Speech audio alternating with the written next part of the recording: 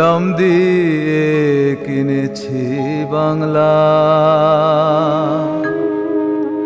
কারোর দানে পাওয়া নয়।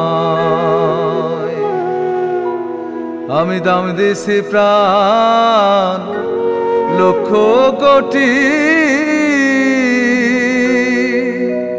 জানায় আছে জগৎময়।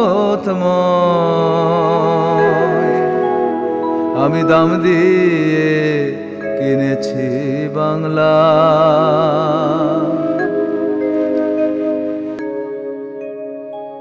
এটি শুধুমাত্র একটি পতাকা নয়, গৌরবের সৌরভে মাথা উঁচু করে দাঁড়ানো এক টুকরো বাংলাদেশ।